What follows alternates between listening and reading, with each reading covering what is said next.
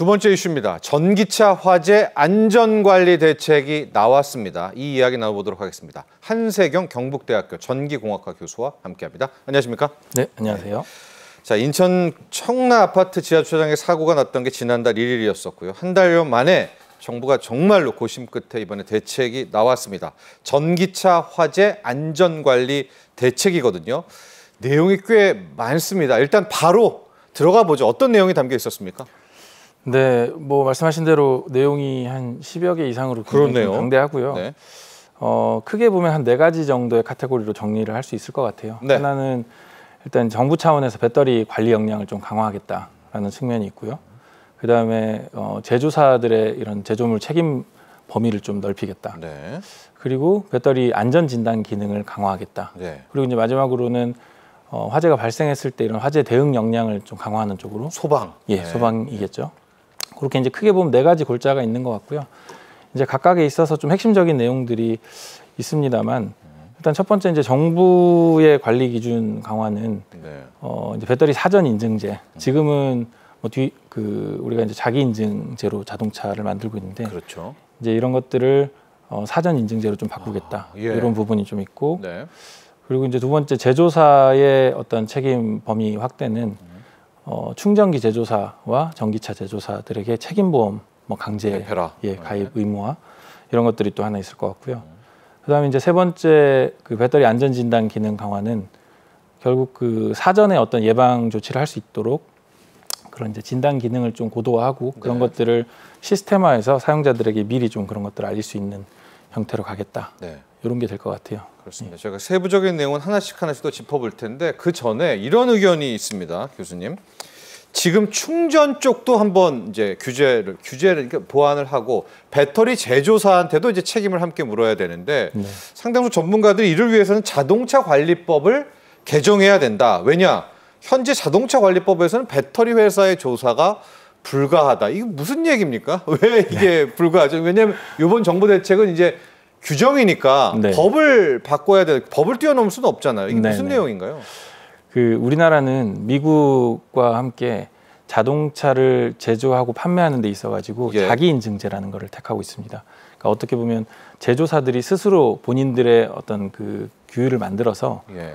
품질 검사를 하고 그다음에 이제 본인들이 오케이를 하면 팔 수 있는 대신에 어떤 문제가 생겼을 때 사후적으로 페널티를 물리겠다 이런 게 자기 인증제의 핵심이거든요. 예.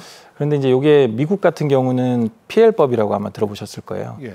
그래서 이런 것들이 잘 발달해 있다 보니까 무서워서라도 네. 제조사들이 굉장히 엄격하게 스스로에 대한 관리 감독을 하거든요. 네. 근데 우리나라는 이제 그런 게 좀 약했던 측면이 사실상 있었죠. 네.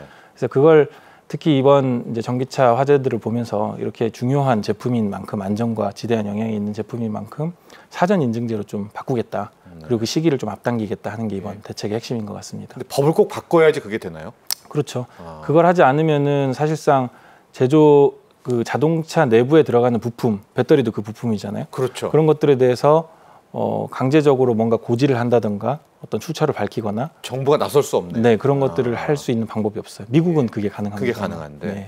그래서 이번에 자동차 관리법을 좀 바꿔줘야 이번에 국토부에 총합해서 나온 정책이 또 효과를 발휘한다. 이 내용도 한번 짚어보고 갔고요. 이번에 아까 말씀하신 대책 중에 한 섹터가 충전 쪽 섹터였었고 요번 화재는 가만히 있었는데 불이 났지만 대부분은 이제 충전 과정 속에서 많이 난다라고 해서 스마트 제어 충전기 보급을 확대한다. 이 내용이 있습니다.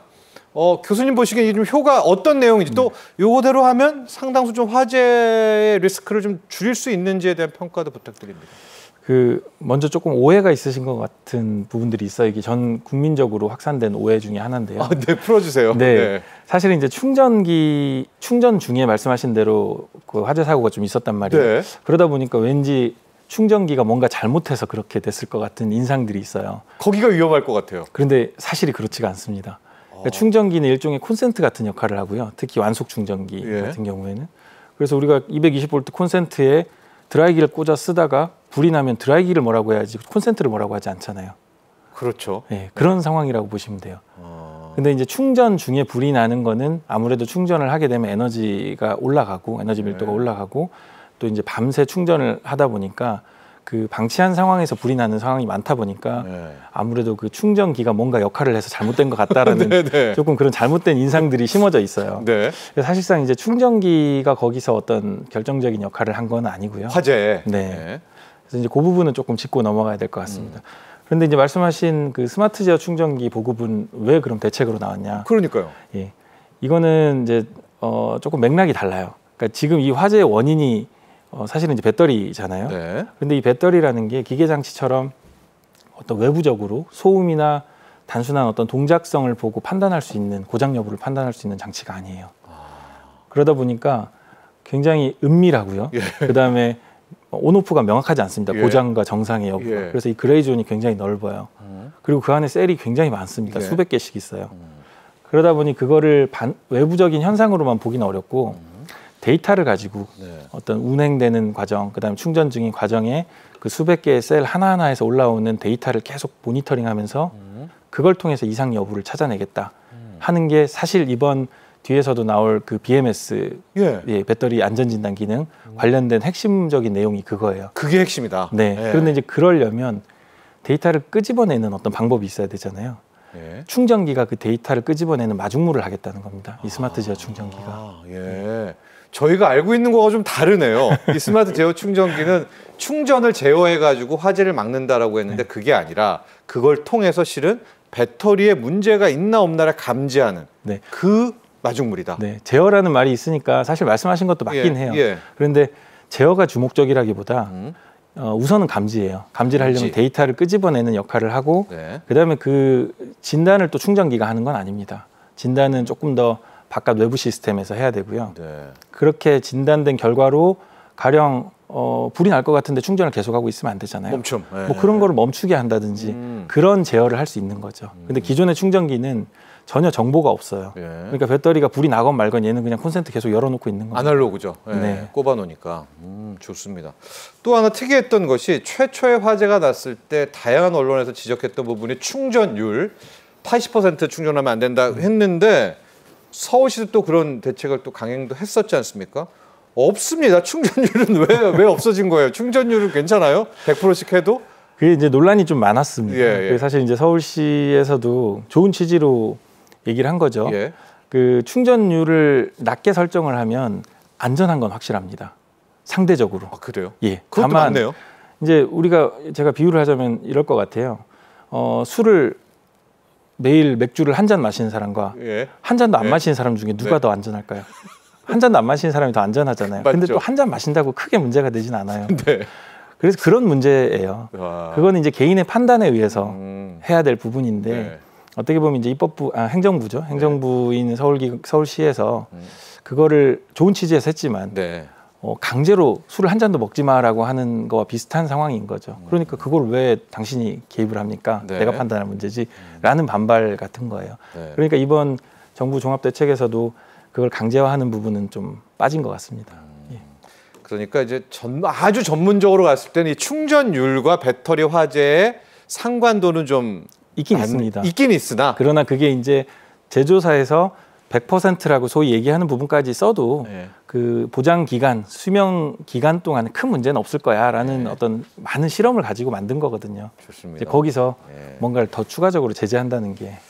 그래서 이번에 규제에서는 충전율은 여러분 빠졌었고 이것도 많이 이슈가 되는 게 이 충전되는 그 장소를 지상으로 다 올리자 뭐 이제 이런 내용을 좀 기대도 했었는데 좀 많이 좀 달라졌어요. 지하 3층 얘기도 나오고 이것도 역시 이제 불가항력인 거죠. 그렇죠. 어떻게 지상에다 다 설치를 하겠습니까? 맞습니다. 아시다시피 신축 아파트 같은 경우는 사실상 지상에 설치를 할 수 없는 경우가 또 많고요. 그리고 이제 우리가 어떤 전기차라는 거를 뭐 안전과 편의성 이런 것들 사이에서 선택을 할 수 있는 문제라면은 뭐 그런 것도 하나의 옵션이 될 수 있을 것 같아요. 그런데 이제는 전기차라는 거는 사실 이제 탄소 중립을 가기 위해서는 어떻게 보면 더 이상 돌아올 수 없는 강을 건넌 이제 가야만 하는 길인 거는 뭐 자명한 사실이거든요. 그렇다면 지금 전기차를 안 타시는 대다수의 국민들도 어느 시점엔간 전기차를 분명히 타실 거고 그렇다면 지금 막연하게 내가 전기차를 안 타기 때문에 위험하니까 다 지상으로 옮겨라는 거는 근본적인 대책은 될 수가 없어요. 어차피 가야 되는 길이니까. 다른 쪽으로 역량 강화를 하고 뭔가 안전 진단 기능을 강화한다든가 그다음에 사후적인 대책도 좀 더 시스템화해서 네. 안전을 좀 더 담보할 수 있는 형태로 가야 되는 거죠. 지금 이제 저 얘기가 뭐냐면은 이제 그 선 있는 데를 또 언급을 안 해가지고 그럼 지하 4층으로 다 밀어 넣을 거 아니냐? 그럼 이제 지하 4층에 다 전기차들이 가서 충전하면 거기서 불나면 더 크다. 이제 이런 우려거든요. 교수님 보시기에는 네. 어때요? 그러니까 그게 아까 제가 맥주로 비유한 거랑 비슷한 맥락인 것 같아요. 그러니까 3층은 괜찮고 4층은 또 안 되냐? 네. 뭐 3층과 2층은 또 어떠냐? 이런 이제 사실 그거는 어떤 이분법적인 된다 안 된다의 개념이라기보다 당연히 지하로 갈수록 소방 측면에서 불리한 건 사실입니다. 소방에선 불리하죠. 예. 예. 그런데 말씀드렸다시피 현실적으로 우리가 지상에 될 수가 없어요. 예. 그러니까 지상에 될 수 있으면 되는 게 좋죠. 그런데 당장 지상에 있는 모든 시설을 다 부시고 전기차 전용 충전 구역으로 바꾼다. 이거 역시 좀 비현실적이거든요. 그래서 이거는 제가 생각하기에는 근본적인 어떤 대책이라고 보긴 좀 어렵고 그러다 보니까 이번 정부 대책에서도 이런 지하 3층 관련된 얘기를 직접적으로 당장의 대책에 내놓지는 않은 것 같아요. 네, 예. 알겠습니다.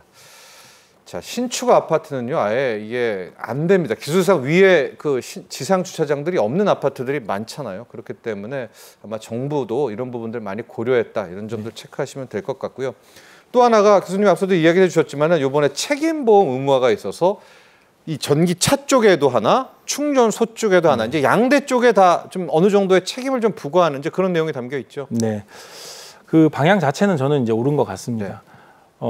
이제 제조물 책임을 위한 어떤 제조물 책임에 대한 보상을 강제적으로 의무화한 거잖아요. 예. 근데 사실상 또 지금 우리가 알고 있는 대부분의 유수의 제조사들은 이미 또 가입을 해 있어요. 사실상. 네, 네. 근데 이제 이게 실효적인 거는 일부 특히 이제 그 우리나라가 아닌 뭐 중국에서 들어온 좀 영세 제조사라든지 네. 이런 부분들이 어떤 그 비용적 이유로 인해서 이런 부분을 가입 안 하는 경우들이 있거든요. 네. 그래서 이런 부분을 좀 강제화하는 거는 나름의 의미를 가진다고 생각을 합니다. 네. 다만 이제 책임보험을 가입을 했다고 해서 어떤 법적인 책임이 면제되는 건 또 아니에요. 네. 그러다 보니까 이제 그 단순히 책임보험 가입 의무화만으로 실효성은 조금 제한적일 수밖에 없다는 생각은 들고요. 또 특히 한 가지 조금 우려스러운 점이 자동차 제조사의 책임보험 가입 의무화는 그래도 좀 명분이 있는 것 같은데 네. 사실 이제 충전기 제조사의 책임보험 가입 의무화는 충전기가 마치 아까 이제 앵커님께서도 네, 지적하셨다시피 느낌적인 느낌으로 이런 화재에 뭔가 지대한 기여를 했다는 예. 약간 잘못된 인식을 줄 수도 있을 것 같아요. 예. 그래서 그 부분은 조금 조심스럽게 접근할 필요는 있다고 생각이 됩니다. 그러나 아마 이번에 나온 대책을 한 당국도 고민이 있었을 것 같습니다. 저를 비롯해서 많은 국민들이 충전 쪽에서 뭔가 위험이 있을 것 같으니까 네. 충전소도 일단은 충전기 업체도 예. 책임보험에 가입해야 됩니다. 네. 원론적으로는 뭐 주체니까 같이 하는 게 좋긴 하죠. 네. 네. 그리고 앞서 이제 네 번째 항목에 소방 부분이 있었는데요. 소방 쪽도 이야기가 참 많이 나와서 네. 밑에서 나오는 스프링쿨러를 해야 된다, 아니다, 밑에서 나와도 안 된다, 뭐 따로 무슨 뭐 장치 하나 로봇 같은 걸 만들어야 된다. 근데 소방이 중요할 것 같아요. 일단 화재 네. 후에 사후 대책도 중요하지 않습니까? 그렇죠. 불 끄기가 그렇게 어렵다면서요. 네. 예. 그런데 또 생각하신 것만큼 또 일반 대중이 알려져 있는 것만큼 전기차 화재가 그렇게까지 엄청난 건 아닙니다. 이게 또 굉장히 좀 잘못 알려져 있는 사실 중에 하나예요. 네, 네. 사실 최근에 네. 몇 시간, 10시간 동안 불 못 끈다던데. 그러니까 그 말은 맞아요. 네. 말씀하신 대로 한번 화재가 발생하면 굉장히 오랫동안 그 진화를 해야 되는 거 맞는데 네. 여기서 조금 인식의 차이가 있는 것 같아요. 그러니까 오래 진화를 해야 되는 게 위험한 거와는 좀 다른 개념이에요. 일단 소방이 도착을 해서 예. 컨트롤이 되기 시작하면 그 다음부터는 이게 10시간을 가든 1시간에 끝나든 별로 상관이 없어요. 네. 그런데 이제 문제는 그 초기에 소방이 도착할 때까지 얼마나 화재 지연이 되는가 이 부분이 사실은 좀 크리티컬한 부분인 거고 네. 이 부분이 아무래도 일반 내연기관차보다는 일단 화재가 발생했을 때 좀 전이 속도가 빠르다. 그리고 뭐 이런 건 이제 사실 또 제조사마다의 어떤 전이 확산 그 화재 확산 지연 기술 같은 것들이 적용이 얼마나 돼 있냐에 따라서도 네. 조금 차이가 나는 거라 조금 그 부분은 명확하게 구분을 해서 생각할 필요가 있을 것 같아요. 네. 교수님 보시기에 저 소방 쪽도 기술이 뭐 제품이 나오지 않겠습니까? 이게 작용 그렇죠. 반작용이잖아요, 우리 네, 세상이. 네, 맞습니다. 어떨 것 같아요? 이미 사실 많이 좀 나와 있고요. 네. 예, 이미 지금 실제 현장에서도 많이들 활용을 하고 계십니다. 그 말씀하신 것처럼 아래쪽에 하부에 주수하는 시스템이라든지 네. 이런 것들도 있고요. 뭐 수조에 담그는 것도 있고요. 질식포도 있고요. 질식포. 그런데 사실상 스프링클러만 잘 동작을 해도 사실 대부분의 경우에 화재에 크게 문제가 없습니다. 위에서 나오는 스프링클러요? 네. 실제로도 그 LH에서 예. 관련 실험을 또 했었어요. 그랬는데 실제로도 그 전기차 화재 확산이 되는 게 스프링클러만 잘 터져도 안 되더라라는 거를 이제 실험적으로도 입증을 했었고요. 그렇기 때문에 너무 막연하게 이제 전기차기 때문에 화재가 나면 다 죽는다 같은 좀 포비아를 가지는 것보다는 적절한 소방 대응 시스템만 갖추고 있다면 네. 그리고 또 어떻게 보면은 그렇게까지 엄청나는 시스템이 아니라 우리가 알고 있는 스프링클러 정도만 잘 동작해도 네. 웬만한 그 전기차 화재는 다 진압이 된다. 그러니까 진압의 개념보다는 네. 소방이 올 때까지의 지연은 충분히 할 수 있다. 그리고 일단 소방이 오면 얘기가 끝난 걸로 보고 있거든요. 네. 예. 소방은 다 끌 수 있다고 보고 있습니다. 그래서 이번 대책을 보면요, 신축 건물 지하 주차장에는 습식 스프링클러 설치를 또 의무화한다, 이런 내용도 좀 있고요. 네. 앞서서 이 모든 대책에서 핵심을 우리 교수님께서는 BMS, 배터리 매니지먼트 모니터링 시스템에서 배터리를 계속 지켜보면 된다. 네. 뭐 이번에 나온 것 중에 셀의 3D 점수 검사 이런 내용도 좀 있는데, 이 BMS를 좀 한번 설명을 해주시죠. 우리가 봐도 그러니까 배터리만 잘 보고 있어서 문제 있다 그러면은 멈춰. 네.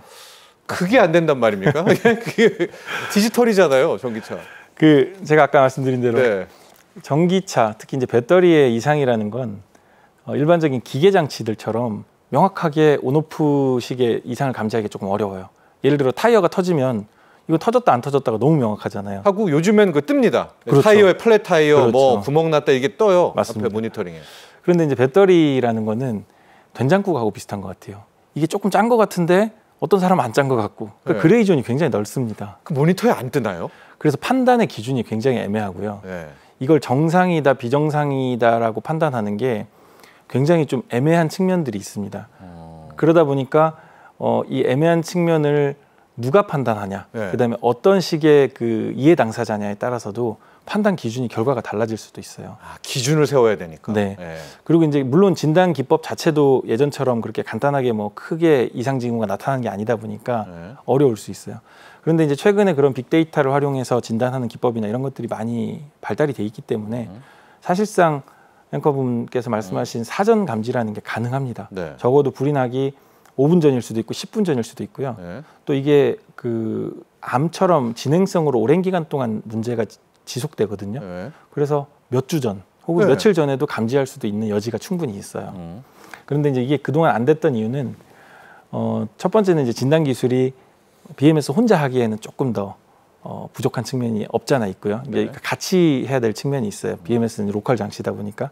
그다음에 진단을 하더라도 이거를 진짜로 알려줄까 말까는 또 다른 정책적 문제가 있고요. 차에 그 제조사에. 제조사가. 네. 그러니까 제조사 입장에서 이걸 알려주는 순간 책임을 져야 돼요. 네. 그러니까 애매한 상황에서는 적극적으로 못 알려주는 게 있습니다. 그리고 이걸 알려주는 시스템이 그동안은 잘 연계가 안 돼 있었어요. 네. 그래서 개인한테는 알려주지만 뭔가 시스템적인 대응이 안 됐었던 거죠. 아니, 제가 정말 근원적인 의문이, 우리 전문가님이 나오셨으니까 저는 이제 전기차를 안 몰거든요. 근데 이 디젤 차만 해도 네. 요즘에 보면 다 뭐에 문제 생겼다, 엔진 오일이 부족하다, 뭐 엔진이 어떻다, 뭐 다 뜨잖아요. 전기차는 더 디지털인데 네.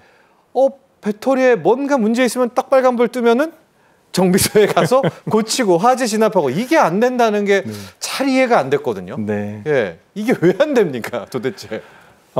제가 거꾸로 예. 우리 앵커님의 몸에 네. 폐암이 있는지를, 혹은 앵커님의 지금 몸 상태가 예. 혈당이 높은지, 그러니까 고혈압이 있는지 이런 것들을 외부적인 데이터를 가지고 딱 얘기를 하는 게 어떨 것 같으세요?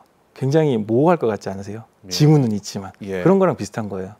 그러니까 우리가 몸을 열어보고 뭔가 MRI를 찍어보고 하지 않는 이상 네. 외부적으로 보이는 현상으로 이 사람의 행동 패턴이 예전과 좀 다르고 갑자기 최근에 호흡이 가빠지고 해서 폐암이 의심된다던가 고혈압이 의심된다던가 이런 거를 의심을 해볼 수 있는데 예. 당신 고혈압이야 하고 단정적으로 빨간불을 딱 띄우기에는 굉장히 무서운 거예요. 왜냐하면 제조사가 그 불을 띄우려면 책임을 져야 됩니다. 띄우는 순간 미안, 아닌 것 같아 이렇게 얘기를 할 수가 없어요. 예. 그러다 보니까 굉장히 신중할 수밖에 없고요. 말씀하신 대로 그런 것들이 사전에 징후가 한 뭐 60% 70% 같은 징후가 감지되더라도 조심스러울 수밖에 없습니다. 빨간불 띄우는 게. 네. 그러면 바꿔 말해서 이 기술도 근데 발전하겠네요. 조금 더 가면 이제 정말 정교하게 체크할 수 있는 좀 그런 희망 같은 거는 그렇죠. 있을까요? 네. 지금도 가능은 합니다. 지금도 그 데이터를 외부에서 보면 외부에서 그 데이터를 모아가지고 조금 더 큰 틀에서 빅데이터 형태로 진단을 하다 보면 훨씬 더 정교하게 볼 수 있고요. 사실 아까 말씀하신 스마트 제어 충전기가 그걸 하기 위해서 정부가 주도를 하고 있는 거예요.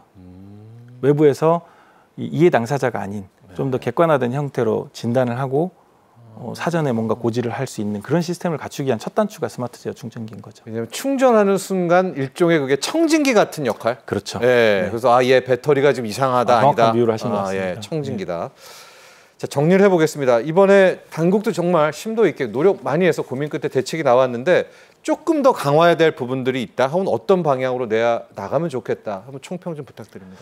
네, 뭐 비슷한 맥락입니다만 이 배터리라는 게 가지는 좀 특성이 있습니다. 그런 특성을 우리가 좀 잘 이해하고 그리고 이제 제조사는 제조사대로 좀 협조를 하고 정부는 좀 공정한 입장에서 심판 역할을 하면서 또 이제 일반 사용자들도 그런 특성을 이해하고 이 막연한 어떤 공포감을 가지기보다는 같이 좀 다 노력해서 이 문제를 해결하려는 자세를 좀 가지는 게 중요할 것 같습니다. 네, 알겠습니다. 자, 여기까지 정리를 하도록 하죠. 오늘 도움 말씀 주셨던 한세경 경북대학교 전기공학과 교수 여기서 보내드리도록 하겠습니다. 오늘 감사합니다. 네, 고맙습니다.